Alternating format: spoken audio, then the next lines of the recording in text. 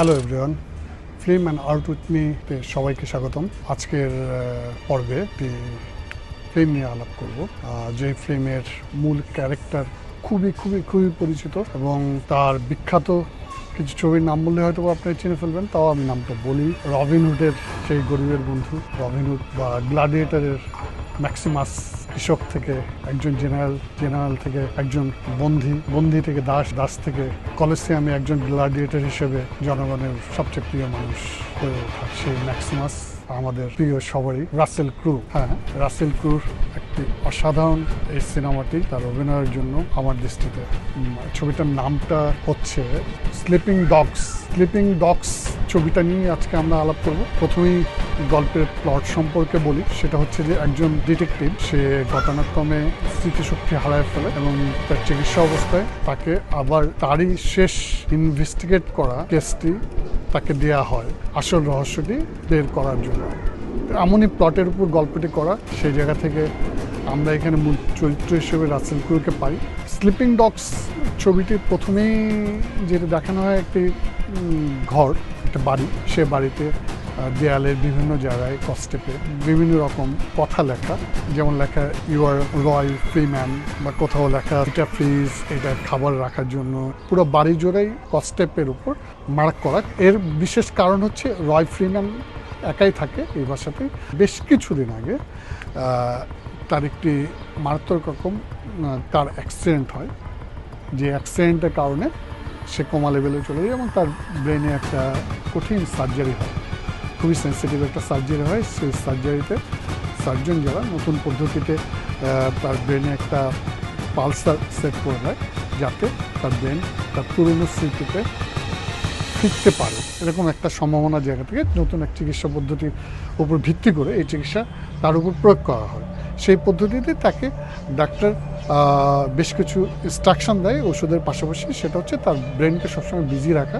সেটা হতে পারে পাজল মেলানোর মধ্যে দিয়ে, বই পড়ার মধ্য দিয়ে, বা যে কোনো কিছু ভাবা, যে কোনো কিছু পজিটিভ চিন্তাভাবনার মধ্যে দিয়ে তাকে এই কাজগুলো কন্টিনিউ করে যেতে হচ্ছে ওষুধ সেবনের পাশাপাশি। যে সেরকমই কর্মকাণ্ডের মধ্যে দিয়ে সেই বাসাতে একাই থাকে রাসেল ক্রু, এই স্লিপিং ডগস ছবিতে, যার নাম রয় ফ্রিম্যান। সে তার রিসেন্ট চিকিৎসা পদ্ধতিতে তার যে সার্জারিটা হয় সেগুলো তার কিছু মনে আসে। সেরকম জায়গা থেকে যখন সে এই চিকিৎসা পদ্ধতির মধ্যে দিয়ে যাচ্ছে, ঠিক ওই মুহূর্তেই একটা ফোন আসে তার কাছে। সে ফোনটিতে একটা মেয়ে তাকে বলে যে আমি ক্লিন হ্যান্ডস প্রজেক্ট থেকে ফোন করেছি, আমরা আপনার সাথে একটু কথা বলতে চাই। তখন যেহেতু সে রয় ফ্রিম্যান কিছুই তার অতীতের মনে নেই, তখন সে জিজ্ঞাসা করে যে আপনি কে। তখন বলে আমি এমিলি ডেইস, আপনার সাথে একটু কথা বলতে চাই। সেই কথার উপর ভিত্তি করে একটা বারে সে মেয়েটির সাথে সে পরের দিন দেখা করে এবং মেয়েটি বলে তাকে যে মিস্টার স্যামুয়েল নামে একজন তার সাথে কথা বলতে চায়। তখন জিজ্ঞাসা মিস্টার স্যামুয়েলটা কে। মিস্টার স্যামুয়েল হচ্ছে তারই ইনভেস্টিগেট করা একটি কেসের আসামি, তার শাস্তিস্বরূপ তার মৃত্যুদণ্ড হয়েছে। সেই জায়গা থেকে সে আপনাকে কিছু বলতে চায়। তখন সে বলে যে আমার তো এই বিষয়ে আসলে কোনো কিছু মনে নেই, তাহলে আপনি একটু দেখা করেন, বা কী বলতে যাচ্ছে জানতে গেলে সে বলে যে সে তো আমাকে কিছু বলেনি, আপনাকেই সামনাসামনি সে বলতে চায় কিছু একটা। সে পরিপ্রেক্ষিতে সে বাড়ি ফিরে যায়। সেদিন বাড়ি ফিরে যেয়ে তার স্টোররুম থেকে বক্সটা সে বের করে নিয়ে আসে। দেখে যে হ্যাঁ, সে একজন ডিটেকটিভ, তার পুলিশে থাকা ব্যাজ, সেখানে তার পিস্তল এবং তার বিভিন্ন রকম কাগজপত্র, এই কেসের কাগজপত্র সেখানে পায় এবং সেই কেসটা সে স্টাডি করতে শুরু করে। স্টাডি করার পরিপ্রেক্ষিতে সে জানতে পারে হ্যাঁ, সেখানে একটি খুন হয়। সেই খুনের পরিপ্রেক্ষিতে আইজ্যাক স্যামুয়েল নামে যে ব্যক্তিটি ধরা পড়ে, সে স্বীকার করে যে খুনটি সে করেছে, সে সময় ছিল। সেই পরিপ্রেক্ষিতে তার বিচার হয় এবং তার মৃত্যুদণ্ড হয়। রয় ফ্রিম্যান আইজ্যাক স্যামুয়েলের সাথে দেখা করতে চায় এবং আইজ্যাক স্যামুয়েলের সাথে দেখা করার জন্য সে ফেডারেল কাস্টোডিতে যায়। দেখা করার পর আইজ্যাক স্যামুয়েল তাকে বলে যে তুমি আমার কেসটি ইনভেস্টিগেট করেছিলে, এবং দোষী সাব্যস্ত করেছিলে, কিন্তু আমি তোমাকে বলতে চাই যে এতদিন পরেও যে আমি নির্দোষ। তখন রয় ফ্রিম্যান বলে যে আমার আসলে তো সেই সময় কিছু মনে নেই, তবে এখানে আসার আগে তোমার কেসটি আমি স্টাডি করেছি এবং সেখানে দেখেছি যে তোমার সেখানে উপস্থিতি ছিল। তুমি পরবর্তীতে ইনভেস্টিগেশনের সময় তুমি দোষটি স্বীকারও করেছো। তখন সে বলে যে আমি খুন করিনি, এবং আজকে এই কথা বলছি আল্লাহর কসম নিয়ে, মানে আল্লাহর কথা নিয়ে এসে কথাটা বলে, এটা বোঝা যায় যে সে একজন মুসলমান। এবং সে বলে যে ইনভেস্টিগেশনের সময় তোমরা যখন আমাকে এটা নিয়ে জেরা করছিলে, আমি হতভম্ব হয়ে ভয় পেয়ে তোমাদের কথা অনুযায়ী আমি বিষয়টা স্বীকার করে নিয়েছিলাম। আসলে আমি এই খুনটি করিনি। এই কারণেই বলছি গত 10 বছর আমি এই জেলে আছি। তুমি জানো যে আমার ফাঁসির আদেশ হয়ে গেছে এবং 2 মাসের মধ্যে আমার ফাঁসি হবে। সেই জায়গা থেকে দাঁড়াই আমি বলছি যে এই খুনটা আমি করিনি। তুমি আমাকে বিশ্বাস করতে পারো, এবং তুমি যদি এই দায়িত্বটা নাও ইনভেস্টিগেশনটা পুনঃতদন্ত করার জন্য, তাহলে তুমি দেখতে পাবে যে আমি খুনটা করিনি। এটা যদি তুমি নাও, তাহলে আমি অপরাধ না করার পরেও ফাঁসির শাস্তি আমার জন্য অপেক্ষা করছি, সেটা থেকে আমি রক্ষা পেতে পারি যদি তুমি এই দায়িত্বটি নাও পুনঃতদন্তে। এরকম একটি রিকোয়েস্টের জায়গা থেকে সে যখন খুবই খোলামেলাভাবে, খুবই কনফিডেন্টলি তার কথাগুলো বলছিল, একজন দক্ষ ডিটেকটিভ হিসেবে রয় ফ্রিম্যানের কাছে এও লাগে যে আইজ্যাক স্যামুয়েল যা বলছে সত্যটাই বলছে। কৌশলগত জায়গা থেকে তাকে পুনরায় জিজ্ঞাসা করে যে তাহলে তুমি যে স্বীকার করেছিলে যে তুমি খুন করেছো, কেন করেছিলে, বা তুমি জানো বলেই তো স্বীকার করেছো যে এই খুনটি কীভাবে হয়েছে বা কে করেছে। তখন যে আইজ্যাক বলে যে হ্যাঁ, এই ব্যাপারে যদি তুমি জানতে চাও, দেখো কিছুদিন আগে আমার সাথে দেখা করতে এসেছিল একজন, তার নাম হচ্ছে রিচার্ড ফিন। তুমি রিচার্ড ফিনের সাথে দেখা করো। রিচার্ড ফিনের সাথে যদি দেখা করো, তাহলে তুমি আসল খুনিটাকে তুমি জানতে পারবে।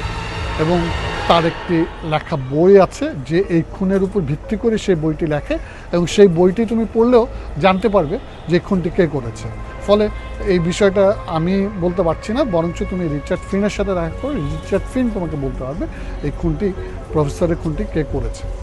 রয় ফ্রিম্যানের সাথে আইজ্যাক স্যামুয়েলের কথাবার্তা শেষ হয় এবং রয় ফ্রিম্যান তার বাসায় ফিরে যায়। সে পুনরায় আবার তার পাজল বোর্ডে বসে কেস পেপারটি স্টাডি করতে শুরু করে।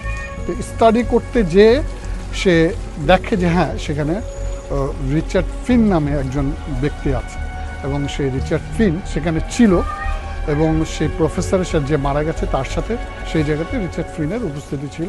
সে তখন রিচার্ড ফিনের সাথে মনস্থির করে যে দেখা করবে, কথা বলবে, কিন্তু রিচার্ড ফিনকে সে পাবে কীভাবে। সেই জায়গা থেকে সে তার স্টেটমেন্ট পেপারটি যখন সে পড়ে, তখন নিচে দেখে যে তার স্টেটমেন্ট যে নিয়েছে সেই পুলিশ অফিসার, যার নাম হচ্ছে জিমি র্যামিস। সে তখন ধরে নেয় জিমি র্যামিসের সাথে সে যোগাযোগ করতে পারলেই রিচার্ড ফিন সম্পর্কে সে জানতে পারবে এবং রিচার্ড ফিনের বক্তব্যটা সে শুনতে পারবে। সেই সিদ্ধান্তের উপর ভিত্তি করে সে জিমি র্যামিসের সাথে দেখা করতে পরের দিন জিমি র্যামিসের বাসায় যায়। তার ডোর নক করতে জিমি র্যামিস বেরিয়ে এসেই রয়কে চিনতে পারে, এবং রয়কে চিনতে পেরে তাকে জড়িয়ে ধরে রয়কে জিজ্ঞাসা করে যে তুমি কেমন আছো। তখন রয় জিমি র্যামিসকে বলে যে দেখো, আমি আসলে তোমাকে তো এটা যে তোমার বাসা আমি চিনতাম না, যদি তোমার এই নামটা না লেখা থাকতো বাড়ির বাইরে, আমি তোমার নাম দেখে চিনতে পেরেছি যে এটা তোমার বাসা, এবং তুমি যে জিমি র্যামিস সেটা তুমি যখন চিনতে পেরেছো, তো সেটার উপর ভিত্তি করে আমি বুঝতে পেরেছি তুমি জিমি র্যামিস। আসলে আমার তোমার সম্পর্কে কিছুই মনে নেই, কেন আমি একটি দুর্ঘটনার পরিপ্রেক্ষিতে আমার পুরো অতীতই ভুলে গেছি। তো এই কথার উপর ভিত্তি করেই জিমি র্যামিস তাকে তার ড্রয়িং রুমে নিয়ে যায়। রয় ফ্রিম্যানের সাথে বসে তারা কথা বলে। জিমি র্যামিস তাকে সরি জানায় যে হ্যাঁ, ওই দিন যেদিন এই গাড়ি অ্যাক্সিডেন্টে ঘটে, সেদিন তারা দুজনই ড্রাঙ্ক অবস্থায় ছিল, এবং সেই জায়গা থেকে আসলে জিমিরও মারা যাওয়ার কথা ছিল, কিন্তু আসলে জিমিও বেঁচে যায়, কিন্তু রয় ফ্রিম্যানের মাথায় প্রচণ্ড রকম আঘাত লাগাতে সে তার স্মৃতিশক্তি হারিয়ে ফেলে এবং পরবর্তী চিকিৎসার পরিপ্রেক্ষিতে সে এখনও বেঁচে আছে ডাক্তারের পরামর্শক্রমে চিকিৎসার মধ্যে থেকে। ঠিক এরই মধ্যে তার কাছে একটা ফোন আসে লয়ার ফার্মের। সে ফোনের ভিত্তিতেই সে জানতে পারে যে তার সাথে আইজ্যাক দেখা করতে চায়। তুমি কি চেনো আইজ্যাক স্যামুয়েলকে? জিমিকে জিজ্ঞাসা করা হয়। জিমি তখন চিনতে পারে সে তো এরকম একটা অপরাধ করেছিল এবং সে কারণে সে তো এখনো জেলে আছে। রয় ফ্রিম্যান বলে আইজ্যাক স্যামুয়েল আমার সাথে দেখা করতে চেয়েছিল। আইজ্যাক স্যামুয়েল আমাকে বলেছে সে আসলে নিরপরাধ, আমি যদি তার কেসটি রিইনভেস্টিগেট করি তাহলে হয়তোবা সে বেঁচে যেতে পারে এবং তার হাতে মাত্র 2 মাস সময় আছে, তারপরে তার ফাঁসির আদেশ হয়ে গেছে, তার মৃত্যু অবধারিত। জিমি তখন বলে যে দেখো আইজ্যাক তো স্বীকার করেছে সে স্বীকার করেছে, সেই পরিপ্রেক্ষিতে ফাঁসির সিদ্ধান্ত হয়েছে, সেই ক্ষেত্রে তুমি কেন এর মধ্যে জড়াচ্ছ? রয় ফ্রিম্যান বলে হ্যাঁ আমি ওর সাথে দেখা করেছি, কথাও বলেছি এবং ও যেইভাবে কথাগুলো বলেছে তাতে আমার কাছে মনে হয়েছে যে স্যামুয়েল ঠিকই বলেছে। সেই জায়গা থেকেই আমি এই কেসটি নিয়ে আবার স্টাডি করতে শুরু করলাম এবং তার পরিপ্রেক্ষিতে তোমার সাথে দেখা করতে এসেছি সহযোগিতার জন্য। তুমি কি রিচার্ড ফিনকে চেনো কিনা? ইনভেস্টিগেটর হিসেবে তোমার সিগনেচার ছিল, সে কারণে তোমার কাছে আসা। ঠিক আছে, এখনও আমার কিছু শুভাকাঙ্ক্ষী পুলিশ অফিসে ফেডারেল অফিসে জব করে, আমি তাদের সাথে যোগাযোগ করে দেখি কী করতে পারি। রয় ফ্রিম্যান বাসায় ফিরে আবার কেসটা স্টাডি করতে শুরু করে। কেস ফাইলের অন্যান্য বিষয়ে চোখ বুলাচ্ছে কেস পেপারে, তখন আবার ফোন আসে তাকে ফোন করেছে জিমি র্যামিস। রয় ফ্রিম্যানকে জানায় যে রিচার্ড ফিনের খবর পেয়েছি, পাওয়া গেছে তাকে, তুমি যদি চাও দেখা করতে পারো। ঘটনাক্রমে রয় ফ্রিম্যান এবং জিমি র্যামিসকে দেখা যায় একটা মর্গে এবং সেই মর্গে টেবিলে পড়ে আছে রিচার্ড ফিনের পোস্টমর্টমের পরে মৃতদেহ। দুজনই রিচার্ড ফিনকে দেখে অবাক হয় এরকম মৃত অবস্থায়। তখন রয় ফ্রিম্যান জানতে চায় কীভাবে মারা গেল। পোস্টমর্টম রিপোর্ট দেখে জিমি র্যামিস বলে যে সে ফেন্টামেল নামে একটা হাই ড্রাগ নিয়েছে এবং সেই ড্রাগের পরিপ্রেক্ষিতে সে মারা গেছে, এমনই লেখা তার পোস্টমর্টম রিপোর্টে। যেহেতু রয় ফ্রিম্যান একজন দক্ষ ইনভেস্টিগেটর ছিল, ডিটেকটিভ ছিল, সেই জায়গা থেকে তার সেই দক্ষ চোখ ফিনের হাতের দিকে যায় এবং দেখে যে তার হাতে শুধুমাত্র একটি সূচের দাগ, ইঞ্জেকশনের দাগ। সেই জায়গা থেকে সেটা জিমিকে দেখিয়ে বলে যে সে একটা মাত্র দাগ তার এখানে ইঞ্জেকশনে, সেখানে কীভাবে সে এরকম ওভারডোজ নেয়। যারা এরকম ওভারডোজ নেয় তাদের তো প্রচুর নিডিলের দাগ থাকে। সেই জায়গা থেকেই জিমি বুঝতে পারে যে রয়ের পয়েন্টটা আসলে কি। তখন রয় ফ্রিম্যান খুঁজতে থাকে যে এর আসলে মৃত্যুর কারণ অন্য কিছু আছে কিনা বা অন্য কিছু থাকতে পারে, এমনই তার ধারণা। সেই জায়গা থেকে সে রিচার্ড ফিন সম্পর্কে জানার জন্য পথ খুঁজতে থাকে। এরই মাঝে জিমিকে সে জিজ্ঞাসা করে তার তো ওয়াইফ আছে, তার সাথে কি তুমি কথা বলেছ? জিমি বলে যে না, তাকে আমরা চিনিও না। রয় ফ্রিম্যান তখন বলে যে আমি একটু মিসেস ফিনের সাথে দেখা করতে চাই। জিমি তাকে বোঝানোর চেষ্টা করে কেন এসবের দরকার, তুমি তো দেখছোই যে সবই পরিষ্কার, সেই জায়গা থেকে এরকম পদক্ষেপের কী প্রয়োজন। তখন ফ্রিম্যান বলে যে আসলে বিষয়টা আসলে একটু জানা দরকার, আসলে ঘটনাটা কি। সেই জায়গা থেকে পরের দিন দেখা যায় যে যেখানে রিচার্ড ফিনের কবরস্থানে কবর দেওয়া হয়েছে সেখানে রয় ফ্রিম্যান যায় এবং শেষকৃত্য অনুষ্ঠানে অনেকেই আসে, তার মাঝে সে মিসেস ফিনকে খুঁজে পায় এবং মিসেস ফিনের সাথে সে কথা বলতে চায়। মিসেস ফিনকে জিজ্ঞাসা করে রিচার্ড ফিন সম্পর্কে। তখন মিসেস ফিনের সাথে আরও একজন ছিল, তার নাম হচ্ছে ইডেন। সেও তার সাথে রয় ফ্রিম্যানের সেই মুহূর্তে পরিচয় হয় এবং ইডেন বলে যে মিসেস ফিন আসলে তার ওয়াইফ। একটু টেকনিক্যালি জিজ্ঞাসা করে যে এত ভিড়ের মধ্যে কি তাহলে মিসেস ফিনকে কে আছে আমাকে একটু আইডেন্টিফাই করে সহযোগিতা করবেন কিনা। তখন ইডেন বলে যে উনিই মিসেস ফিন, কিন্তু তার সাথে এখন মিসেস ফিন হচ্ছে তার ওয়াইফ। তাহলে ইডেনকে জিজ্ঞেস করলো তুমি কে? ইডেন বলে যে আমি ওনার ভাই। যখন বলে যে ইডেন তার ভাই, তখন রয় ফ্রিম্যান তার দিকে তাকায় এবং কিছু একটা জানতে চায় রিচার্ড ফিন সম্পর্কে। তখন রিচার্ড ফিন সম্পর্কে ইডেন বলতে রাজি হয় এবং মিসেস ফিনকে ছেড়ে দিয়ে রয় ফ্রিম্যানকে নিয়ে ইডেন তার গাড়ির কাছে যায় এবং গাড়ির গেট খুলে তাকে একটা ফাইল দেয়। ফাইল দিয়ে বলে যে তার রুমে এই পেপারসটি পাওয়া গিয়েছিল, তুমি এই পেপারসটি পড়ে দেখতে পারো। আমার ধারণা এই পেপারসটা আমাকে তখন জিজ্ঞাসা করে রয় ফ্রিম্যান তুমি কি পড়েছো? আমি একটু পড়েছি, কিন্তু আমার কাছে খুব ইন্টারেস্টিং কিছু লাগেনি। সে একজন লেখক, অথবা এই লেখাটা তোমাকে সহযোগিতা করতে পারবে। এটারই যে কপিটা, মূল কপিটা, সেটা রয় ফ্রিম্যানকে দেয় এবং রয় ফ্রিম্যানকে দিয়ে বলে যে তুমি এটা পড়ে দেখতে পারো, এটা তুমি হয়তো বা এর থেকে কোনো কিছু অ্যাচিভ করতে পারো। ওকে ইউনিভার্সিটি লাইফ বা অন্যান্য সময়ে প্রচণ্ড ড্রাগ অ্যাডিক্ট ছিল কিনা? ইডেন বলে যে না, সে কখনোই ড্রাগ নিত না। সে একজন লেখক যেহেতু ছিল, সেহেতু তার মধ্যে এক ধরনের ভিন্নতা সবসময় কাজ করতো। এরকমই কথাবার্তার মধ্য দিয়ে রয় ফ্রিম্যান ইডেনকে বলে আমি কি এটা নিতে পারি? ইডেন বলে হ্যাঁ, আমার এটার তেমন কোনো প্রয়োজন নেই।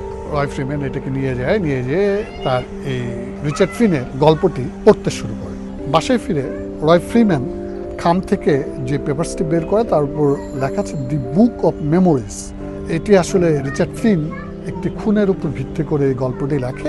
অ্যাকচুয়ালি এই খুনটি ছিল রিচার্ড ফিনের ভাষ্য মতো এবং অন্যান্যদের ভাষ্য মতো, যে এই খুনটি ছিল সেই যে খুনটি করেছিল অভিযুক্ত আইজ্যাক স্যামুয়েল, যে খুনটি করেছিল সেই খুনটির উপরেই ভিত্তি করে এই বইটি লেখা, এবং বইটির নাম দিয়েছিল সে the book of memories. Roy Freeman বইটি দি বুক অফ মেমোরিজ খুবই যত্ন সহকারে পড়তে শুরু করে। ওয়াটারফোর্ড কলেজে সেদিন একটি পার্টি হচ্ছে, একাডেমিক পার্টি বলা চলে।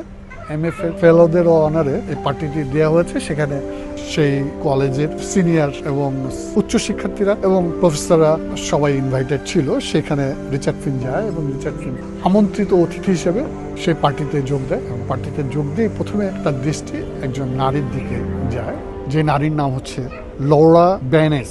অ্যাকচুয়ালি সেই নারী সম্পর্কে রিচার্ড ফিন যে উক্তিগুলো করে, সে প্রচণ্ড ট্যালেন্ট নারী। সে গ্র্যাজুয়েট করেছে আর্ট হিস্ট্রির উপর এবং সে মাস্টার্স করেছে ম্যাথের উপর। সে সাইকোলজির উপর বর্তমানে থিসিস করছে এবং সে 5টি ভাষা ফ্লুয়েন্টলি জানে। যে কারো চোখ তার দিকে একবার হলেই আটকাবে, এটাই স্বাভাবিক। তো এই লরার সাথেই ফিন টেকনিক্যালি দেখা করে এবং কথা বলে, এবং লরার সাথে কথা বলতে যে লরা সম্পর্কেও যেমন ফিন অনেক কিছু জানে, লরাও ফিন সম্পর্কে সেও বেশ কিছুটা জানে। এবং জানার পর তারা যখন একজন আরেকজনের সাথে কথা বলে, তাদের বিষয়বস্তু জায়গা থেকে তারা দুজনেই বর্তমানে যেহেতু হিউম্যান মেমোরিজ নিয়ে কাজ করছে, সেই জায়গা থেকে তাদের দুজনেরই একজন লেখক হিসেবে, একজন রিসার্চার হিসেবে বিষয়বস্তু এক হওয়াতে তারা সেখানে দুজনের প্রতি একটা টান তৈরি হয় কাজের প্রয়োজনে বা কাজের সুবিধার্থে। এবং এই জায়গা থেকে লরা এবং ফিনের মধ্যে একটা বন্ধুত্ব তৈরি হয়, যেটা এতই আন্তরিকতার জায়গায় পৌঁছে তাদের মধ্যে একটা দৈহিক সম্পর্কের জায়গা তৈরি হয়, যা অনেকখানি ভালোবাসার পর্যায়ে বলা চলে। এবং এই পর্যায়ে তাদের আন্তরিক এই সম্পর্কের মধ্যে দিয়ে তাদের দুজনেরই আলাদা আলাদা, একজনের রিসার্চ পেপার এবং আরেকজনের গল্পের বিষয়বস্তু নিয়ে কাজ করার ক্ষেত্রটাকে ডেভেলপমেন্টে দুজনকে সহযোগিতা করছে এবং তাদের দুজনেরই অনেক লাভ হচ্ছে তাদের কাজে। সেই জায়গা থেকে সুন্দরই দিন কাটছিল দুজনের। এরই মাঝে হঠাৎ করে ফিনের একটা ফোন আসে তার বাবার কাছ থেকে। বাবা বলে যে তার চাকরি চলে গেছে এই জায়গা থেকে, সে আর পরবর্তীতে তার লেখাপড়ার খরচটা পাঠাতে পারছে না, এই কারণে ফিনের হোস্টেল ছেড়ে দিতে হচ্ছে এবং তাকে একটা কাজও খুঁজতে হবে। তো এটা লরা জেনে সে এটার একটা সমাধানও বের করে। ফিনকে বলে যে চলো একটা কাজ করি, আমরা আজকে প্রফেসরের সাথে দেখা করি। আসলে প্রফেসর উইডার হচ্ছে Joseph weeder. Laura professor Joseph উইডারের আন্ডারে সে তার থিসিস পেপারটি তৈরি করছে। ফলে প্রফেসর জোসেফ উইডারের সাথে লরার খুব একটা ভালো সম্পর্ক চলছে এই কাজটির উপর ভিত্তি করে। সেই জায়গা থেকেই লরা তার খুব ভালো বন্ধু প্রেমিক ফিনকে নিয়ে প্রফেসর জোসেফ উইডারের বাসায় যায়। প্রফেসর জোসেফ উইডার একজন দক্ষ সাইকোলজিস্ট, নাম করা সাইকোলজিস্ট, শুধু দক্ষই না, একজন নাম করা ফেমাস সাইকোলজিস্ট। প্রফেসর উইডার বলে আসো, তুমি আমার সাথে আসো, তোমাকে একটা সুন্দর জায়গা দেখে, মজার জায়গা দেখে।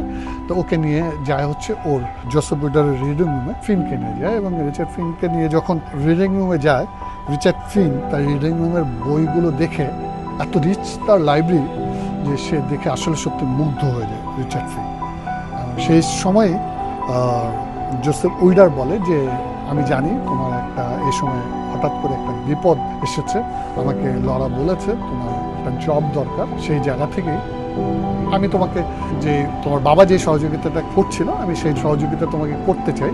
সেই কাজটি হচ্ছে আমার এই রিডিং রুমের সব বইটাই তুমি গোছগাছ করবা এবং এটা ডিজিটাইজ করার জন্য সিরিয়াল করবা এবং এইটার একটা লিস্ট তৈরি করবা। এই কাজটা তোমার যতদিন লাগে কাজটি করা সেই সময়টুকু নিয়েই তুমি এই কাজটি করো। এই জন্য তুমি প্রতি সপ্তাহে $500 তুমি রেমুনারেশন পাবা যদি তোমার কোনো সমস্যা না থাকে। তো ফিন অ্যাকচুয়ালি এতে খুব আবেগ আপ্লুত হয়ে যায়। তো এটা দেখেই জোসেফ উইডার বলে যে এটা তোমার দরকার এবং তুমি এটা কাজটি নিয়ে নাও। ফলে সে আন্তরিক আহ্বানে জোসেফ উইডারের রিচার্ড ফিন কাজটি নিয়ে নেয় এবং কাজটি সে শুরু করে। এবং কাজটি করতে যেয়ে সে দেখে যে একজন সাইকোলজিস্ট, একজন প্রফেসরের কি নেই, তার আর্ট নিয়ে যেমন আছে, ফিলোসফি নিয়ে যেমন আছে, সায়েন্স নিয়ে যেমন আছে, লজিক নিয়ে সব কিছুর উপরেই তার সব ধরনের কালেকশানই তার এই লাইব্রেরিতে, এই রিডিং রুমে আছে। সেই বইগুলোকেই নিয়ে সে কাজ করতে থাকে এবং সে যত পড়ে, যত দেখে, তত বেশি নিজেকে সে রিচ করে তোলে, মুগ্ধ হয়। সময়েও তার খুব সুন্দর করে যেতে থাকে। কিছু বই প্রফেসর উইডার বিক্রি করে দিতে চায়, ডোনেট করে দিতে চায়, ফেলে দিতে চায়। তো সেইগুলো তার কাছে মূল্যবান মনে হয়। তো এরকমই কিছু বই নিয়ে সে যখন ঘর থেকে বেরোয়, বাইরের রুমে আসে, বাইরের রুমে দেখা হয় তার সাথে প্রফেসর জোসেফ উইডারের পাশে আরও একজন ব্যক্তি থাকে। সেই ব্যক্তির সাথে, যে ব্যক্তিটির নাম হচ্ছে ডেভারেক্স। ডেভারেক্সের সাথে কথা যখন সে বলতে থাকে তখন অনি ডেভারেক্স কিছু বেসবল স্টিক দেখছিল।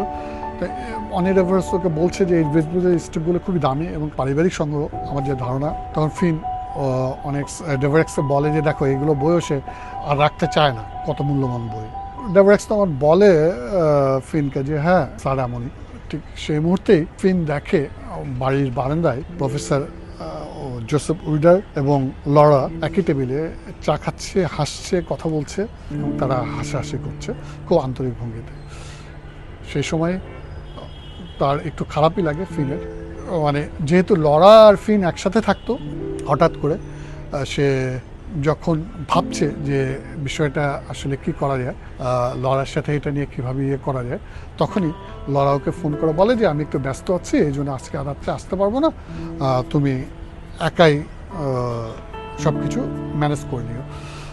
এই কথাটা শুনে ফিনের সন্দেহ হয় এবং সে বের হয়ে কলেজ ক্যাম্পাসে প্রফেসর জোসেফ উইডারের ডিপার্টমেন্টের দিকে যায়, যে দেখে যে জোসেফ উইডার লরার সাথে বেশ আন্তরিক ভঙ্গিতে বিভিন্ন বিষয় নিয়ে কথা বলছে। সেটা দেখে সে ফেরত চলে আসে, মনটা খারাপ করে। রিচার্ড ফিন রিডিং রুমে বই গোছাচ্ছে এবং বই গোছানোর মধ্যে দিয়ে সে একটা স্ক্রিপ্ট পায়, যে স্ক্রিপ্টটার উপরে লেখা দি মিরর এফেক্ট, এবং সেই স্ক্রিপ্টের উপরে জোসেফ উইডারের নাম লেখা এবং তার নিচেই হচ্ছে লরার নাম লেখা। লরা বেইন্স কাজ করছে জোসেফ উইডারের সাথে, সেটা দেখে। ঠিক ওই মুহূর্তেই প্রফেসর উইডার সেই রুমে ঢুকে স্ক্রিপ্টটা দেখেই বলে যে এটা তোমার একটা স্ক্রিপ্ট এখানে পেলাম। যে ঠিক আছে, এটা কোনো ব্যাপার নেই, এরকম আরও লেখা তুমি পাবা। প্রফেসর উইডার সেই সময় বলে যে আসো, খেতে আসো, কারণ হচ্ছে খাবার ঠান্ডা হয়ে যাবে, আমরা খেতে খেতে কথা বলি। খাবারটি পরিবেশনা করতে থাকে, একটা চিকেন, এবং পরিবেশনা করতে যেই বলে যে তোমার সাথে লড়ার খুব আন্তরিক একটা বন্ধুত্বতা, প্রেমের সম্পর্ক আছে কিনা। তা ফিন বলে না, ওরকম নয়, জাস্ট পরিচয়। যেহেতু ফিন অলরেডি সন্দেহ করছে যে প্রফেসরের সাথে লরার একটা খুবই আন্তরিক, মানে একটা অন্যরকম সম্পর্ক আছে, এই কনফিউশনটা আসলে প্রফেসর বুঝতে পারে ফিনের আচরণ দেখে। সেই জায়গা থেকে বলে যে ফিনকে বলে যে দেখো, ক্রিটিক্যাল কোনো কিছু রাখা উচিত না, সেটা সলভ করা উচিত, নাহলে অড সিচুয়েশনের মধ্যে নিজেকে ফেলা দেয় এবং আমি সেই কাজটা আমি নিজের ক্ষেত্রে করি।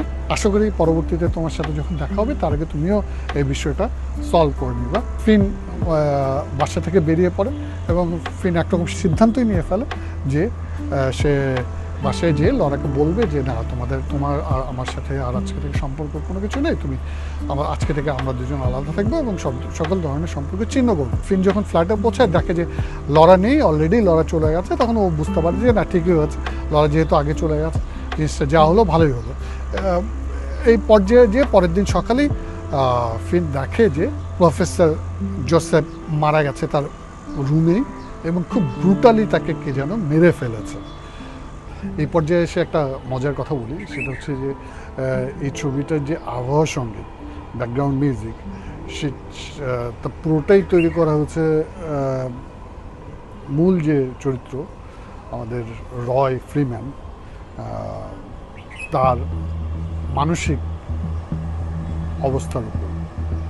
ছবির প্রতিটা ক্ষেত্রে এসে, প্রতিটা স্টেজে এসে, ইনভেস্টিগেশনের প্রতিটা ক্ষণে ক্ষণে যে মানসিক পরিবর্তনটা ঘটছিল জয় ফ্রিম্যানের মস্তিষ্কে, সেই বিষয়টাকেই মিউজিক কম্পোজিশনের উপর ভিত্তি করে আলাদা আলাদা করে কম্পোজ করা হয়েছে এবং সেটাকে দিয়ে লাইন আপ করা হয়েছে ব্যাকগ্রাউন্ড মিউজিকে, এবং সেটা অসাধারণ, যেটা গল্পের দৃষ্টিভঙ্গিকে একেবারে ওভারল্যাপ করেনি, আবার গল্পের ভলিউমটাকে, বাস্তবতাটাকে তৈরি করার জন্য, অনুভূতিটা তৈরি করার জন্য যথেষ্ট পরিমাণে কাজ করেছে। মূল ক্যারেক্টারকে আরও বেশি ফ্রন্টে নিয়ে আসছে, আরও বেশি গুরুত্বপূর্ণ করে তুলেছে, গল্পের প্রতিটা মুহূর্তকে আরও বেশি কিউরিয়াস করে তুলেছে। দুর্দান্ত মিউজিক কম্পোজিশন। পরের দিনই রিচার্ড ফিন যখন তার দেখলেন যে প্রফেসর মারা গিয়েছে এবং সেখানে সে পুলিশ অফিসারদের সাথে কথা বলে তার দৃষ্টিভঙ্গিটা, তার সম্পর্কে কিছু স্টেটমেন্ট সে দেয়, দেওয়ার পরে সে ফিরে আসার পর নিজে সে চিন্তা করে যে সে যেহেতু একজন লেখক, সেহেতু এই ঘটনার উপর ভিত্তি করে ওয়াটারফোর্ড কলেজ স্তব্ধ হয়ে গেলেও সে চিন্তা করলো যে আমি তো একজন লেখক, অতএব আমার কাজ হচ্ছে লেখা এবং এই বিষয়বস্তু তার জন্য খুবই গুরুত্বপূর্ণ। সেই জায়গা থেকেই, এবং সেও একজন পার্ট ছিল, এটার বিশ্বস্ততার জায়গা থেকে সে এই লেখাটা শুরু করে, যে লেখাটার পরবর্তীতে নাম দেওয়া হচ্ছে দ্য মিরর এফেক্ট। এই মিরর এফেক্টের মধ্যেই সে লেখে যে মৃত্যুর কয়েক সপ্তাহ পরেই লরা কলেজে যায়, ওয়াটারফোর্ড কলেজে যায় এবং কলেজে যেয়ে সেখানে দেখা করে সুজান নামে একজন কর্তা ব্যক্তির সাথে, এবং তাকে জানায় যে সে এবং প্রফেসর মিলে যে লেখাটি লিখছিল সেটা আসলে প্রফেসরের লেখা না, সেটা তারই লেখা। প্রফেসর এটাতে আসলে তেমন কিছুই করেনি, সেই আসলে পুরোটা রিসার্চ করছিল এবং এটা লিখছিল, এবং এটার নাম প্রফেসর নিজে বসিয়ে নিয়েছে। এই কারণে সে তার এই লেখাটির যে মূল এটার মালিকানা সে দাবি করে সুজানের কাছে। সুজানকে বলে যে এটা আমার লেখা, আমার নামেই এটাকে গ্রহণ করা হোক। এমন পর্যায়ে সুজান সব কিছু মিলে বলে যে এটা আসলে একটা সিস্টেমের ব্যাপার, সিস্টেমের উপর ভিত্তি করে যদি বিষয়টা গুরুত্বপূর্ণ হয় তাহলে আমরা দেখব।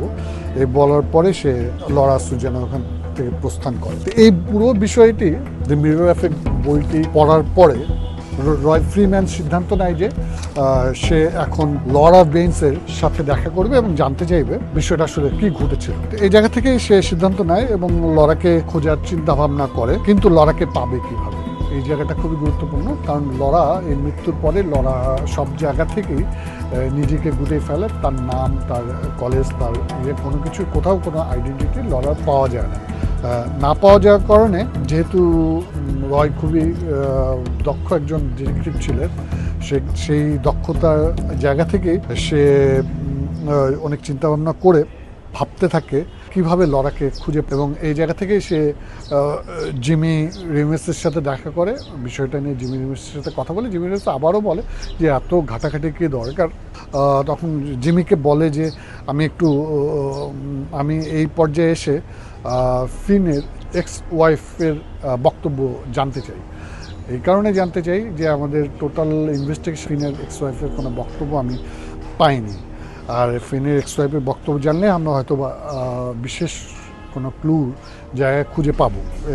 মিসেস ফিনের বাসায় যায় এবং মিসেস ফিন তাকে আবারও জিজ্ঞেস করে আপনি কি পুলিশ কিনা। সে বলে যে না, আমি অ্যাকচুয়ালি এখন পুলিশ না, আমি একসময় ডিটেকটিভ ছিলাম, পুলিশে কাজ করতাম, এখন ধরে নিতে পারেন আমি রিটায়ার্ড পারসন। বিশেষ একটা কারণে আমি আপনার সাথে কথা বলতে যাচ্ছি কিছু বিষয় নিয়ে। ঘরে বসে তারা দুজন যখন কথা বলে তখন জানতে চায় রিচার্ড ফিনের ব্যাপারে, তার কাছে যখন জানতে চায় তখন বলে যে রিচার্ড ফিন আসলে কখনো নেশা করতো না। ইভেন রিচার্ড ফিন কখনো খারাপ ব্যবহার মানে উগ্র বা অস্থির কোনো আচরণও করতো না। কিন্তু একদিন রাতে সে বাসায় ফেরে দেখে যে আমি শুয়ে আছি, সে মনে করে আমি ঘুমিয়ে আছি, সেই জায়গা থেকে সে কারোর সাথে ফোনে কথা বলছিল, কোনো একজনের সাথে, এবং সে ফোনে বেশ উগ্রতার সাথে কথা বলছিল। কথা বলার পরে সে যখন ঘুমিয়ে যায় তখন আমি উঠে তার ফোনটা চেক করে একটা নাম্বার পাই। সেই নাম্বার আমি রিং ব্যাক করি, রিংটা রিসিভ না করলে আমি একটা ভয়েস মেল আমি শুনতে পাই। সেই জায়গা থেকেই রয় জানতে চায় যে কে ফোনটা ধরেছিল বা কাকে ফোন করেছিল। তখন ও বলেছে যে তার নাম হচ্ছে এলিজাবেথ ওয়েস্টলেক। আমার ধারণা, আমার বিশ্বাস এলিজাবেথ ওয়েস্টলেকই ফিনকে খুন করেছে। অর্থাৎ আপনি যদি এলিজাবেথ ওয়েস্টলেককে খুঁজে পেতে পারেন তাহলে পুরো বিষয়টি পরিষ্কার হতে পারে। এই কথাটি জানার পরে রয় বাসায় ফিরে আসে এবং আবার বিষয়টি নিয়ে ইনভেস্টিগেট করতে শুরু করে নেটে এবং সব জায়গাতে। সে এলিজাবেথ ওয়েস্টলেককে খোঁজে। এলিজাবেথ ওয়েস্টলেকের নামটা গুগলে পুট করার পরে যে কয়জনের ছবি আছে তার মধ্যে একটি ছবি তার কমন পরে, যাকে চিনতে পারে ছবিটা দেখে, এবং সে চিনতে পারে হচ্ছে যে সে আর কেউ নয়, সে হচ্ছে লরা বেন্সি হচ্ছে এলিজাবেথ ওয়েস্টলেক। জিনিসটা তাকে আরও কিউরিয়াস করে তোলে এবং এই যে কারণে সে এলিজাবেথ ওয়েস্টলেকের সাথে দেখা করতে পরের দিনই ওয়াটারফ্রন্ট কলেজে যায় এবং এলিজাবেথ ওয়েস্টলেককে পার্কিং প্লেসেই পেয়ে যায়। এলিজাবেথ ওয়েস্টলেক লরা রয়কে দেখেই চিনতে পারে এবং রয়কে সে যে চিনেছে এরকম ভাষাতে রয়ের সাথে কথা বলা শুরু করে। রয় জিজ্ঞাসা করে যে তুমি আমাকে কীভাবে চেনো? আমি তো আসলে তোমাকে আমার তো স্মৃতিশক্তি হারিয়ে গেছে, তোমাকে তো আমি চিনতে পারিনি। আমি খোঁজখবর নেওয়ার পরে আমি তোমার সম্পর্কে জানতে পেরেছি, এই জন্য তোমার সাথে কথা বলতে আসছি। এলিজাবেথ ওয়েস্টলেক লরা বলে যে তুমি যখন অ্যাক্সিডেন্ট করো তখন আমি পত্রিকার মাধ্যমে আমি তোমার সম্পর্কে জানতে পারি এবং তোমাকে চিনি। ফিনের যে গল্প, সেই গল্পটা এলিজাবেথ ওয়েস্টলেককে দেয় যে আপনি একটু সময় হলে এটা পড়বেন। আমার হাতে সময় না, আমি খুব ব্যস্ত, আমি আসলে পড়ার সময়। তখন বলে যে এরকম এই প্রফেসরের মৃত্যুর কারণে একজনের 10 বছর আগে একজন দোষী সাব্যস্ত হয়েছে এবং তার ফাঁসি হবে 2 মাস পরে। আপনি একটু পড়েন, দেখেন। সে তো বলছে নিজে ইনোসেন্ট, আপনি একটু পড়ে দেখেন, যদি আপনার কাছে অন্য কিছু মনে হয়, হয়তোবা তার সত্যিই সে নির্দোষ হয়ে থাকে, তাহলে তার জীবনটা বেঁচে যাবে। সেই জায়গা থেকে আমি রিকোয়েস্ট করবো আপনাকে একটু পড়ার জন্য। আমার লরা বলে ঠিক আছে, আমার হাতে যদি এক্সট্রা সময় পাই আমি পড়ব। এতেই সে থ্যাঙ্কস দিয়ে রয় ফ্রিম্যান চলে আসার পরে সে যখন ফাইল ঘাটাঘাটি করছে, ঠিক ওই সময় যে একজন ব্যক্তি তার চোখে পড়ে, ওয়েন ডেভারেক্স একজন ব্যক্তি যে প্রফেসরের রুমেই ছিল, প্রফেসরের বাড়িতেই থাকতো। অ্যাকচুয়ালি সেও একটা মানসিক রোগী ছিল, যে মানসিক রোগী তার চিকিৎসার জন্য প্রফেসরের কাছে গিয়েছিল। সেই জায়গা থেকে সে প্রফেসরের বাসাতেই থাকতো। যখন প্রফেসর মারা যায় তখন সে প্রফেসরের বাসাতেই থাকতো। ফলে সে সিদ্ধান্ত নেয় যে সে ওয়েন ডেভারেক্সের সাথে দেখা করে এবং সিদ্ধান্তের পরিপ্রেক্ষিতেই সে পরের দিন রওনা দেয় একটি পরিত্যক্ত কারখানার অঞ্চলে, ইন্ডাস্ট্রিয়াল এরিয়ায়। পরিত্যক্ত কারখানার মধ্যে প্রবেশ করে প্লাস্টিক ঘেরা রুমের মধ্যে ডেভারেক্স মাংস কাটছে চাপাতে। সে মিউজিকটা বন্ধ করে ডেভারেক্সের সাথে কথা বলা শুরু করে। কথা বলার এক পর্যায়ে ডেভারেক্স বলে যে হ্যাঁ, আমি সেখানে ছিলাম, ইরাকে যুদ্ধরত অবস্থায় একজন সৈন্য ছিলাম। সেখানে কয়েকটি ঘটনায় মানসিক ভারসাম্যহীনতার মধ্যে পড়ি। কিছু ইরাক থেকে ফিরে আসার পরে আমার সেখানকার মেমোরি প্রচণ্ড রকম ডিস্টার্ব করতে শুরু করে। সেই জায়গার উপর ভিত্তি করেই আমি প্রফেসরের কাছে চিকিৎসা করতে আসি। প্রফেসর তখন আমাকে বলে যে আমি এখন আপনাকে যে চিকিৎসাটা করব ওষুধের মাধ্যমে, সেটা হচ্ছে আপনার পুরনো স্মৃতিগুলোর উপরে নতুন স্মৃতি বসাবো, এবং সেই জায়গা থেকে আপনি সহযোগিতা করলে আমার ধারণা যে সেই কাজটা খুব সহজেই হয়ে যাবে এবং আপনিও সুস্থ হয়ে যাবেন। সেই কথার উপর ভিত্তি করেই ডেভরেক্স প্রফেসর উইডারের কাছে চিকিৎসা শুরু করে, এবং সেই সময় আসলে ফিন যায়। সেই সময় সেই জায়গাতে থাকার কারণে রয় তাকে জিজ্ঞাসা করে এই খুনের ব্যাপারে, যে এই খুনের সময়ে আসলে কী ঘটেছিল এবং সেখানে তুমি ছিলা কিনা, বা সেটার আগে পিছিয়ে কী ব্যাপারটা, তোমার চিকিৎসার ব্যাপারটা কী। তখন ও নিজের থেকে বলে যে আমি চিকিৎসার ক্ষেত্রে তার কিছু চিকিৎসা নেই, এবং দেখি সত্যি আমার চিকিৎসাটা কাজ করতে শুরু করে, কিন্তু ওষুধের সাইড এফেক্টের কারণে আমি একসময় অসুস্থ হয়ে পড়ি, এবং উইডারের ইচ্ছেতেই আমি ওষুধপত্র খাওয়াটা ছেড়ে দিই এবং পরবর্তী তার সাথে কাজ করতে থাকি। ফলে আমার তারপর থেকে আমি বিষয়টা নিয়ে বেশ সুস্থই আছি। এরপরে রয় জানতে চায় যে আসলে সেদিন কী হয়েছে। ডেভরেক্স বলে যে আসলে এই ঘটনা যেদিন ঘটে তার আগের দিন সে যখন প্রফেসরের বাসায় যায়, তখন বাইরে থেকে দেখে ফিন, প্রফেসর উইডার এবং লরা এলিজাবেথ ওয়েস্টলেক, তারা তিনজনই খুব উত্তেজিতভাবে কথোপকথনে ব্যস্ত। ফিন যথেষ্ট রকম উত্তেজিত, এবং তাকে দেখা যায় যে উইডারকে বেশ কিছু বিষয়ে দোষারোপ করছে, এবং লরাও এখানে কিছু বলছে, কিছু বলার চেষ্টা করছে। প্রফেসর উইডারও জিনিসটাকে মিনিমাইজ করার চেষ্টা করছে, এবং ফিনও ওদের কাছে সব কিছু ছেড়ে দিয়ে নিজেকে এমনভাবে কথাগুলো বলছে নিজে সেখান থেকে বেরিয়ে আসে। রয় তখন জিজ্ঞাসা করে যে তাহলে কি এই ঝগড়ার পরে ফিন সেখানে ছিল? ডেভরেক্স বলে যে না, ছিল না, কারণ হচ্ছে যে আমিও চিন্তা করলাম যে ফিনকে একটু বোঝানো দরকার। সামনে যেয়ে দেখি যে ফিন ততক্ষণে চলে গেছে এখান থেকে, আর লরাও ছিল না। লরাও তারপর পরে চলে যায়। ফিন এবং লরা দুজনই চলে পর্যায়ে ওরা দুজন শহরের দিকে ফিরতে থাকে। শহরের দিকে ফিরতেই রয়ের সাথে কথা হয়, এবং রয়কে ডেভরেক্স একটা কথা বলে যে না, ফিন যেরকমই হোক কমপক্ষে খুনি, সে ইয়েকে খুন করতে পারে না। সে জায়গা থেকে হয়তো লরাকেও কখনো মনে হয়নি। লরাকে আমি দেখেছি, লরার সাথে আসলে প্রফেসরের ওইভাবে যে কারণে ফিন তাদের দুজনকে নিয়ে সন্দেহ করেছিল, ওরকম কোনো সম্পর্কই ছিল না। অ্যাকচুয়ালি লরা সেখানে যেত, তার যে থিসিস পেপার, সেই থিসিস নিয়ে আলোচনা করতেই তাকে আমি সবসময় যেতে দেখেছি, এবং সেই বিষয়টা নিয়ে তাদের মধ্যে ডিসকাস হতে দেখতাম। এখানে তাদের মধ্যে আসলে এছাড়া কোনো রকমই অড কোনো ধরনের সম্পর্ক আমার চোখে পড়েনি। আর দ্বিতীয়ত হচ্ছে প্রফেসর উইডার খুবই নামি দামি একজন মানুষ ছিল। তার এখানে বিভিন্ন ধরনের মানুষ আসতো, সরকার থেকে লোক আসতো, বিভিন্ন ইউনিভার্সিটি থেকে লোক আসতো, বিভিন্ন লার ফার্ম থেকে বিভিন্ন বড় নামি দামি সব লোকজনই রেগুলারই তার বাসায় আসতো, এবং তার জানাশোনা এরকম বিস্তর। সেই সব জায়গা থেকেই তার ওখানে লোকজনের যাতায়াত আসলে ছিল, প্রচুর লোকজনের যাতায়াত ছিল, যোগাযোগ ছিল, এবং অনেক রুগীরও তার ওখানে যোগাযোগ ছিল। এবং সেই জায়গা থেকে গাড়ি চালাতেই রয়কে ডেভরেক্স যে কথাটা বলে, প্রফেসর উইডারের বাসায় একজন চিকিৎসা নিতে নারী আসতো, যার নাম হচ্ছে ডায়না। সেই নারীর সাথে প্রফেসর উইডারের শারীরিক সম্পর্ক তৈরি হয়। এইটা সে জানে, কারণ প্রফেসর উইডার প্রত্যেকটা শারীরিক সম্পর্ক সে টেপ ক্যামকর্ডারে সে ভিডিও রেকর্ড করে রাখতো, হয়তো সে নিজের স্যাটিসফ্যাকশন লেভেলটাকে হাই করার জন্য, এরকমই ডেভরেক্স বলে। এবং আমিও চেক করে দেখি যে হ্যাঁ, তার যে সব ক্যাসেটগুলোই তার সেক্সুয়াল সম্পর্কের উপরই করা। তো এই জায়গা থেকে ডায়ানার সাথে প্রফেসর উইডারের একটা সেক্সুয়াল সম্পর্ক ছিল, এবং সেটার ক্যাসেটও ছিল, সেটা আমি দেখেছি এবং জানি।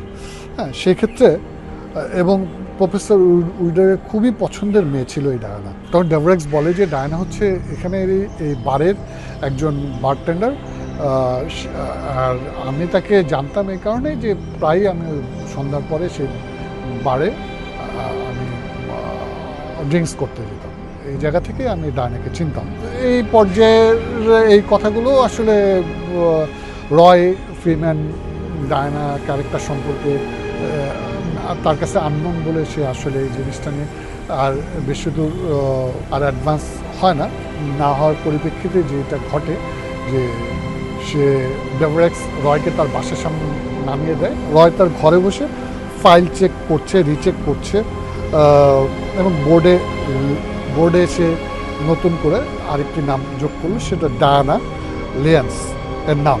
সেই সময় রয় আবিষ্কার করে এই কেসের সব তদন্ত পেপারে জিমি এর সিগনেচার, তার কোনো স্বাক্ষরই নেই। ঠিক সেই সময় দরজায় নক শুনতে পায়। দরজা খোলার পর দেখে যে দরজার উপরে লরা দাঁড়িয়ে আছে। হ্যাঁ, এবং লরা রয়ের সাথে কথা বলে যে আমি তোমার দেওয়া পেপারসটি পড়েছি, তুমি কি আমাকে তোমার ঘরে আসতে বলবে না? এই কথা বলার মধ্যেই লরা রয়কে ডায়ানার নামটা বলে, যে ডায়ানা লিন্স এর সাথে ডক্টরের একটা সম্পর্ক ছিল। লিয়েন্সের সাথে যদি তুমি কথা বলো তাহলে বিষয়টা তুমি আরও পরিষ্কারভাবে জানতে পারবে। এই কথাটি বলেই লরা চলে যাওয়ার পরে রয়কে আবার তার ভাবনায় ডুবে যেতে দেখা যায় এবং এই সময় সে কিছু তার খাবারের জন্য ফ্রিজে যায়। ফ্রিজ খুলে দেখে ফ্রিজে কোনো খাবার নেই। তখন ওই সিদ্ধান্ত নেয় যে বাইরে থেকে কিছু খাবার কিনতে সে ঘরের বাইরে যাবে। ঠিক ওই সময় সে ফ্রিজের উপর একটা পপকর্নের বক্স থাকে, সে বক্সের মধ্যে হাত দিয়ে দেখে তার পিস্তলটা আছে। সেই পিস্তলটা নিয়ে পথ ধরে হাঁটতে সে দোকানের দিকে যেতে থাকে। ঠিক সেই সময় পিছন থেকে একটি গাড়ি তাকে ফলো করতে থাকে এবং গাড়িটা তার খুব কাছাকাছি আসতে সে তার পিস্তলটা বের করে গাড়িটাকে লক্ষ্য করে গুলি ছুটতে থাকে এবং সেই গুলিতে গাড়িটা অ্যাক্সিডেন্ট করে। গাড়িটার ড্রাইভার মারাও যায় এবং রয় কাছে যেয়ে দেখে যে গাড়ির যে ড্রাইভার সে হচ্ছে আর কেউ না, ডেভারেসকে। রয় 911-এ ফোন করে এই তথ্যটা দেয় যে এখানে একটি গোলাগুলির ঘটনা ঘটেছে। তারপরে দেখা যায় যে রয় পুলিশ স্টেশনে পুলিশ কর্মকর্তাদের সামনে বসে এবং পুলিশ কর্মকর্তা তাকে কিছুটা ইনস্ট্রাকশন দিচ্ছে যে তুমি একজন উকিল ঠিক করো, নিজে থেকে কিছু বলতে যেও না, অমুক তমুক বলার পরে সে যখন বেরোতে যায় রুম থেকে তখন দেখে যে পাশের রুমে জিমি ফাইল দেখছে। তা জিমিকে বলে যে জিমি তুমি কি আমার সাথে ড্রিঙ্কস করবা আজকে বিকেলে? তাহলে ড্রিঙ্কসের খরচ আমিই দিব, কারণ এখন তো ছুটি। জিমি বলে এখন তো কেস ক্লোজ। হ্যাঁ, সে কারণে তো এখন তো ছুটি, ফলে তুমি জয়েন করতে পারো আমার সাথে। তখন জিমি বলে ঠিক আছে তুমি যাও, আমি আসছি। জিমি আসে, এসে রয়ের সাথে বারে বসে। এক পর্যায়ে যে রয় জিমিকে বলে যে আচ্ছা আমি কি খারাপ পুলিশ অফিসার ছিলাম? জিমি বলে না, তুমি খুবই ভালো অফিসার ছিল, ডিটেকটিভ অফিসার ছিল এবং তুমি একজন অ্যাসেট ছিল বলতে গেলে আমাদের পুলিশ স্টেশনে। তখন বলে যে আমি আমাদের দুজনের প্রায় লাস্ট 30 বছরের সব কেস স্টাডি করে দেখলাম, সব জায়গায় তুমি আর আমি যত কেসে ইনভেস্টিগেট করেছি দুজনের, তোমার আর আমার দুজনের সিগনেচার আমি পেয়েছি, কিন্তু এই কেসেই সব জায়গায় শুধুমাত্র তোমার সিগনেচার, কোথাও আমার সিগনেচার নেই। কিন্তু আমি আর তুমি মিলে এটা ইনভেস্টিগেশন করেছিলাম, এটা কীভাবে হলো? জিমি বলে যে তাহলে কি তুমি আমাকে দোষারোপ করার জন্য আমাকে এখানে রেখেছো? বিষয়টা তার কাছে খুব অপমানজনক লাগে এবং সেখান থেকে সে বের হয়ে যাওয়ার পরে রয় ড্রিঙ্কস করতে শুরু করে একা এবং ড্রিঙ্কস করতে ওভার ড্রিঙ্কস লেভেলে যখন যাচ্ছে তখন তার ভিতরে কিছু স্মৃতি, সেই সময় কিছু স্মৃতি ফিরে আসতে থাকে, মেমোরি ফিরে আসতে থাকে এবং এই মেমোরির মধ্যে দেখে যে তাকে যে বারটেন্ডার তাকে হুইস্কি দিচ্ছিল, হুইস্কির বোতলটা এগিয়ে দিয়েছিল, ওই বারটেন্ডার ওইখানে আরেকজন সাদা হোয়াইট কালারের বয়স্ক বারটেন্ডার তাকে হুইস্কির বোতলটা এগিয়ে দেয়। ওই স্মৃতির মধ্যেই রয় সেই হোয়াইট হেয়ার সাদা চুলের বারটেন্ডারকে জিজ্ঞেস করে যে ডায়ানা বলে যে ডায়ানা তো কয়েকদিন যাবৎ আসেনি। এই কথা থেকে আবার সে নর্মালাইজ হয়ে একটা প্যাক নিতে যায়, তখন সে বমি করার পরেও সে প্যাকটা নিয়ে দেখা যায় যে সকাল হয়ে যায়। সকালবেলা সে রেস্টুরেন্টের বাইরে ফুটপাথে একটা পরিত্যক্ত সোফার মধ্যে বসে এবং তার হাতে একটা কাগজে দুটি নাম রাখে। তো হোয়াইট বারটেন্ডারে খুঁজতে যেয়ে সে তার মেমোরি অনুযায়ী সে বারটেন্ডারের বারে যায়। বাইরে থেকে যখন সে উকি দিলে তার সেই সময়ের বেশ কিছু স্মৃতি সেখানে তার মনে পড়ে যে এখানে জিমির সাথে তার একটা কথা হয়েছিল। জিমির কাছ থেকে সে চাবিটা নিয়ে বলেছিল যে তুমি আমার সাথে কাজটা ঠিক করো না। এই কথাটা বলে সে বেরোয় যায়। তারপরে সে স্মৃতিতে তারপরে সে সেই বারে ঢুকে ইয়াং ছেলেকে জিজ্ঞেস করে যে এখানে সাদা চুলের ব্যক্তিটি আছে কি। সে তখন বলে যে না, সে সাদা চুলের সেই ব্যক্তিটি উনি তো নেই এখানে, আগেই চলে আছে, অ্যাকচুয়ালি সে মারা গেছে। ডায়ানা লিয়েন্সকে সে চেনে কিনা সেই ছেলেটাকে জিজ্ঞেস করে। তখন বলে হ্যাঁ, আমি ডায়ানা লিয়েন্সকে চিনি, তাকে কোথায় পাওয়া যাবে। সে এখানেই কাজ করতো, পাশে ক্যাথলিকেই কাজ করতো, কিন্তু সে গত 5 বছর আগে মারা গেছে। তো এই দুটি শব্দতে তারপরে ছেলেটা তাকে জিজ্ঞাসা করে আপনি কি পুলিশের? একসময় ছিলাম, তাহলে চলেন আমার পক্ষ থেকে আপনাকে একটা ড্রিঙ্কস অফার করছি। দুজনের ড্রিঙ্কস নেয় এবং বলে যে আমার দাদা পুলিশে ছিলেন, এই জায়গা থেকে আপনার এই সম্মানই আমি আপনার সাথে এই ড্রিঙ্কসটি শেয়ার করছি। এরপরেই রয় ছেলেটাকে জিজ্ঞাসা করে তোমার এখানে ফ্রেশ রুম কোনটা। তো এরপরে তুমি ফ্রেশ রুম পাবো। সেই ফ্রেশ রুমে যায়, ফ্রেশ রুমে যেয়ে যখন কুকিং গ্লাসের দিকে তাকায় তখন তার অনেক কিছু মনে পড়ে। সে মনে পড়ার মধ্য দিয়ে একটা ফোন কল আসে। ফোন কলটা আসে সেই ওয়াটারফোর্ড কলেজ থেকে, সুসান অ্যাভেরি তাকে ফোন করে। পরের দিন রয় ফ্রিম্যান ওয়াটারফোর্ড কলেজে যায়। সুসান তাকে বলে পাস নট প্রলং এই বইটি তোমাকে দেবার জন্য আমি দেখেছি, এটা হচ্ছে ডক্টর এলিজাবেথ ওস্টলেকের লেখা। সুসান বলে না, তার আগে ডক্টর মারা যাওয়ার পরে সে এটা ক্লেম করেছিল তার লেখা, এবং আমাদের পুরো কর্তৃপক্ষ এটার উপর জাজ করে ল অনুযায়ী তার এই জিনিসটা ছাপানোর পরে আমরা ডিস্ট্রিবিউট করি। তখন ও জিজ্ঞাসা করে যে প্রফেসর উইডার কোথায় থাকতো, এখানে বাসাটা কোথায়, সেই বাসা কি আছে এখনও? সুজানকে জিজ্ঞাসা করে। তখন সুজান বলে হ্যাঁ, উনি তো ওয়াটারফ্রন্ট কলেজের একটি কটেজে থাকতো, এবং সেই কটেজটা প্রফেসর মারা যাওয়ার পর এখনও একই অবস্থায় আছে, ওইটা এরপরে কেউ কোনোদিন ব্যবহার করেনি, তুমি চাইলে দেখতে পারো।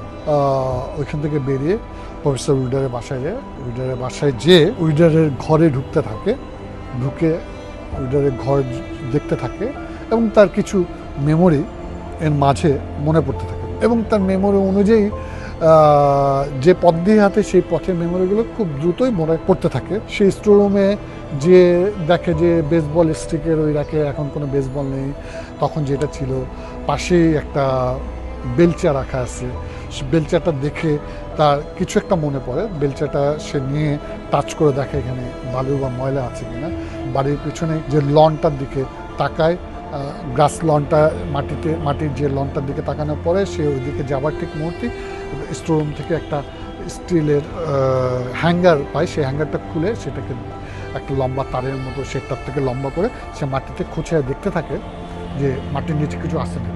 এইভাবে দেখতে এক জায়গায় তার স্টিকটা লক করার পর সে বেলচাটা নিয়ে সেটা খোঁড়ার পরে দেখা যায় যে ওইখান থেকে সেই বেসবলটা বেরোয় আসে, যে বেসবলটা দিয়ে প্রফেসর উইডারকে নৃশংসভাবে পিটিয়ে মারা হয়েছিল। ঠিক সেই মুহূর্তে সে খেয়াল করে যে সেখানে লরা দাঁড়িয়ে আছে। লরা বলে তাকে যে তুমি শেষ পর্যন্ত প্রফেসর উইডারের মৃত্যুর যে মূল খুন হওয়ার যে মূল বস্তুটা হাতে পেয়ে গেলে। তখন লরাকে বলে তাহলে কি তুমি এটা খুন করেছো? ঠিক এই মুহূর্তে জিমি চলে আসে, জিমির হাতে পিস্তল থাকে। জিমি এসে বলে যে তোমাকে বারবার বলেছিলাম এই জিনিসটা নিয়ে তুমি ঘাটাঘাটি করো না। দুইজনকে বাড়ির ভিতরে ডাকার পরে ত্রিমুখী কথা শুরু হয়। রয় বলেই ফেলে তার মানে তোমরা দুজন আগে থেকে চিনতাম। জিমিকে আমি আসলে চিনতাম না। জিমি আসলে টাকার কারণে আমি জিমিকে প্রথম চিনি যখন প্রফেসর মারা যে আক্রান্ত হওয়ার পর হসপিটালে ছিল, ওইখানেই আমাকে জিমি জেরা করার পরে আমি মানসিকভাবে বিপর্যস্ত হয়ে যাই। যে জায়গা থেকে আমার সব কাজটা বন্ধ হয়ে যায়। এই কারণে আমি আমার সব পরিচয় হাইড করে এখান থেকে চলে যেয়ে অন্য জায়গায় আমি আবার নতুন করে আমার কাজ শুরু করি। কিন্তু গত কয়েক বছর আগে, 5-6 বছর আগে জিমি আবার কোথাও থেকে আমার নাম্বারটা পায়, আমাকে যোগাযোগ করে বলে তুমি যদি আমাকে টাকা না দাও তাহলে আমি তোমাকে ফাঁসাই দেবো। এই কথার পরিপ্রেক্ষিতেই জিমি আমাকে ব্ল্যাকমেল করতে থাকে। এইভাবেই আমি আসলে জিমিকে চিনি। তখন জিমি বলে তুমি ও কথা একদমই বিশ্বাস করবো না, কারণ হচ্ছে ওই আসলে মূল খুনি, ওই ফিনকে খুন করছে। তখন বলে ও ফিনকে কীভাবে খুন করছে? ও ফিনকে খুন করে ডেভারেক্স নিয়ে। ডেভারেক্স অ্যাকচুয়ালি একজন সোলজার ছিল, এক্স সোলজার, ফলে সে বেসিক্যালি একজন খুনি ছিল, মানে সে এই বিষয়ে পারদর্শী ছিল। ডেভারেক্সকে ব্ল্যাকমেল করে লরা ফিনকে খুন করিয়েছে। তোমাকেও খুন করতে চাইছিল, যে গাড়িটা আক্রমণ করছিল এটা আসলে ডেভারেক্সকে দিয়ে খুন করতে চাইছিল। এটা বলার পরে লরার কাছে একটা পিস্তল ছিল, পিস্তলটা বের করে সে জিমিকে গুলি করে। জিমি পড়ে যায়, এবং জিমি পড়ে যাওয়ার পর সে রয়কে গুলি করতে যায়। তখন জিমি তাকে গুলি করে ওখানে লরাও স্পট ডেড হয়ে যায়। জিমি রয়কে সে যে কথাটা বলেছে সেটা হচ্ছে, আমি তোমার জন্যই সব কিছু করেছিলাম। এই কথা বলেই জিমি মারা যায়। রয় ফিরে যায় এবং মিডিয়াটিতে সব জায়গায় প্রচার হয়ে যায় যে এই কেসটা, যে কেসে আইজ্যাক স্যামুয়েলের মৃত্যুদণ্ড হয়েছিল, সে প্রফেসর জোসেফ উইডারের যে মৃত্যু হয়েছিল, সেই মৃত্যুটির জন্য পিছনে আসলে লরা এবং জিমি দায়ী ছিল। এরকম ইনভেস্টিগেশনের মধ্যে, নতুন ইনভেস্টিগেশনের ফলে নতুন কেস ডিসক্লোজ হওয়ার কারণে আইজ্যাক স্যামুয়েলের মৃত্যুদণ্ড মাফ হয়ে যায় এবং সে বেঁচে যায় এবং কেসও ডিসমিস হয়ে যায়। এবং এতে রয় ফ্রিম্যানের অনেক সুনাম হয় এবং রয় ফ্রিম্যান চিকিৎসকের কাছে যায়, মেন্টাল চিকিৎসকের কাছে, সেখানে টেস্ট দেয়। সব টেস্টে সে খুব ভালো করার পর সে বাড়ি ফিরে আসে এবং ডক্টর বলে সে সব দিক দিয়ে সম্পূর্ণ সুস্থ হয়ে উঠেছে। সে তার পাজেল টেবিলে বসে, দেখা যায় যে বিশাল বড় পাজেল, সে বহুদিন ধরে সেটা মেলানোর চেষ্টা করছিল, সেটা মিলে যায় এবং মিলে যাওয়ার পর যা দেখা যায় সেখানে একটা কুকুরের ছবি ভেসে ওঠে। সেই পাজেল মেলানোর মধ্যে দিয়ে একটা কুকুরের ছবি ভেসে ওঠে। সে সামনে দেখে একটা ফটো ফ্রেম, সেই ফ্রেমটা সে হাতে নেয়। ফ্রেমটা হাতে নেওয়ার পরে সে ফ্রেমটায় ভাঙা কাজগুলো সে খোলার পরে সেখানে দেখে তার ছবি, এবং পুরোটা খোলার পরে দেখে তার পাশে অন্যজনের ছবি। যেই মেয়েটির ছবি, সেই মেয়েটি হচ্ছে ডায়ানা। মানে ডায়ানা হচ্ছে রয় ফ্রিম্যানের ওয়াইফ ছিল। এটা রয় ফ্রিম্যান ভুলে গিয়েছিল তার স্মৃতি বিভ্রম ঘটার কারণে, অ্যাক্সিডেন্টের কারণে। সেটা সে এই ছবিটা দেখেই সে বুঝতে পারে যে ডায়ানা তার ওয়াইফ ছিল, এবং তার স্মৃতিগুলো, যেগুলো স্মৃতি খণ্ড খণ্ড আকারে অতীতে আসছিল তার মাথায়, সেগুলো পুরোপুরি একের পর এক তার আসতে থাকে এবং সে বুঝতে পারে। সে দেখে যে সে তখন জানতে পারে যে এই লড়াই প্রথম বারে এসে রয় ফ্রিম্যানকে বলেছিল তোমার ওয়াইফ চিকিৎসার জন্য প্রফেসর উইডারের কাছে যায়, উইডার তাকে খুব পছন্দ করে, উইডারের সাথে তার একটা শারীরিক সম্পর্ক আছে এবং উইডারের সাথে অনেকেরই এরকম শারীরিক সম্পর্ক আছে। উইডার খুবই স্মার্ট লোক এবং তার সাথে দেখা হলেই সবাই ম্যাক্সিমাম মেয়েরাই এরকম শারীরিক সম্পর্কে জড়িত হয়ে যায়। সেই জায়গা থেকে আমি তোমাকে যে বিষয়টা নিয়ে ভাবার জন্য বলছি, কারণ তোমার ওয়াইফ একজন অসুস্থ, মানসিকভাবে বিপর্যস্ত, সে এই কারণে চিকিৎসায় তার কাছে গিয়েছিল। তো এই কথা শুনে সে বিশ্বাস করে না। যখন বিশ্বাস করে না, লরাকে যখন বলে যে তুমি আসলে অন্য কিছু, এইটা লরা বলছে ডায়ানার বারে বসে, ডায়ানা তখন দূরে দেখা যাচ্ছে ডায়ানার বারটেন্ডার হিসেবে বারে ওয়াইন সার্ভ করছে। তখন ডায়ানা প্রমাণস্বরূপ তাকে ওই ভিডিও টেপটি দেয়। হ্যাঁ, ওই ভিডিও টেপটি নিয়ে যে সে বাসায় নিয়ে যে ভিডিও টেপটি দেখে যে হ্যাঁ সত্যি সেইখানে ডায়ানার সাথে প্রফেসরের সেক্স চলছে। এই সেক্স টেপটি যখন সে দেখে, তখন মানসিকভাবে সে প্রচণ্ড রকম ক্ষিপ্ত হয়ে যায়। ক্ষিপ্ত হওয়ার পরে সে চার্চে যায়, তার ওয়াইফের সাথে দেখা করে। সেই ওয়াইফ তখন মানসিকভাবে বিপর্যস্ত হয়ে ওঠে। এই জিনিসটা সে জেনে গেছে এবং সেও যে একটা ভুল করছে, সে রয় ফ্রিম্যানকে বারবার অ্যাভয়েড করার চেষ্টা করে। এই অবস্থায় কোনো মতেই যখন ডায়ানা রয় ফ্রিম্যানের সাথে স্বাভাবিক হতে পারছিল না, তখন সে বাড়ি আসে, জিমের সাথে দেখা করে। জিমের কাছ থেকে সে গাড়ির চাবিটা নিয়ে জিমকে বলে তুমি আমার সাথে কাজটা ঠিক করো। গাড়িটা নিয়ে চলে যায় প্রফেসর উইডারের বাসায়। প্রফেসর উইডার বাসায় যেদিন যায়, সেই দিনই আসলে আইজ্যাক স্যামুয়েল সেই বাসায় গিয়েছিল তার সন্তানকে ফিরে পাবার জন্য। একটা আইনগত জটিলতা বা মানসিক জটিলতার কারণে তার সন্তানকে সে ফিরে পাচ্ছিল না, সেটারই একটা সার্টিফিকেশনের প্রয়োজনে সে মানসিক ডাক্তারের কাছে যায়, প্রফেসরের কাছে যায়। যে প্রফেসরের সে আন্তরিকভাবে রিকোয়েস্ট করার জন্য যায় বলে সে একটু দেরিতে যায়, কারণ ডেভরাক্স তখন বের হয়ে যায়, যে কেয়ারটেকার হিসেবে কাজ করতো। বের হয়ে যাওয়ার পর সে যায়, যে যখন ডাক্তারের কাছে যাবে কথা বলতে, মানে প্রফেসর উইডারের কাছে দেখা করতে যাবে তার রুমে, ঠিক সেই সময় প্রফেসর উইডার একটা ডোরবেলের শব্দ পায়।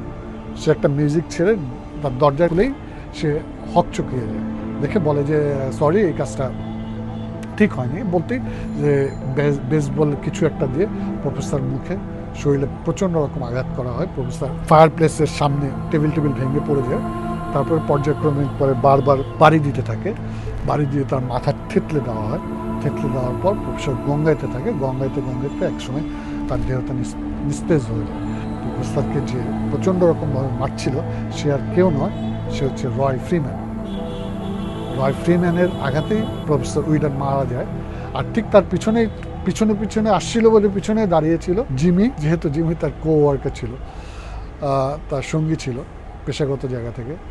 জিমি তখন তার বন্ধু রয়কে বাঁচানোর জন্য তার সাক্ষী হিসেবে বা হিসেবে সবুজ হিসেবে সেই বেসবলটা ওই লনে গর্ত করে বলে রয়কে বলে তুমি এখানে ফেলে দাও। ওই ফেলে দেয়, ওই গর্তে ঘাস মাটির নিচে চাপা দিয়ে বেসবলটা চাপা দিয়ে রাখার পরে জিমি টেকনিক্যালি যেহেতু ওই সময় স্যামুয়েলকে পায় ওই বাড়িতে, ওই বাসাতে স্যামুয়েলের ফিঙ্গারপ্রিন্টস পায়, ফুটপ্রিন্টস পায়, এই জন্য স্যামুয়েলকে ধরে নিয়ে এসে বাই ফোর্স তাকে দেশ স্বীকার করায়, টেকনিক্যালি তাকে দেশ স্বীকার করায় যে সে এখানে ছিল এবং সেই অ্যাক্টিংটা করছে।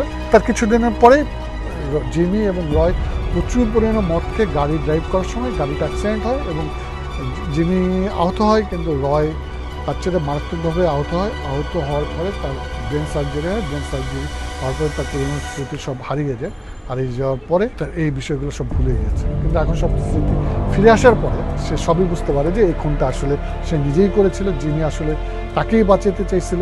এবং শুধু জিমি না, প্রত্যেকেই ডেভরেস,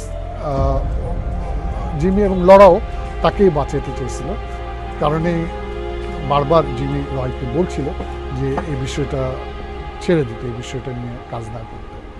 রয় বুঝতে পেরে সব বিষয় যখন তার কাছে ঠিক তার পিস্তলটাও ছিল, পিস্তলটা নেয়, পিস্তলটা নিয়ে সে ফ্রেম থেকে বের হয়ে যায়, ফ্রেমটা শেষ হয়ে যায়। হয়তো বা কোনো একটা এক্সট্রিম সিদ্ধান্তের দিকে সে এগিয়ে যায়, যেটা দর্শক হিসাবে আমরা দেখতে পাই না। তো এরকমই একটা জায়গা থেকে ফিল্মটা শেষ হয়ে যায়, দুর্দান্ত। আমরা পুরো ছবির মধ্যে শেষ অংশে যখন পাজেলটা মিলে তখনই একটি কুকুরের ছবি দেখতে পাই।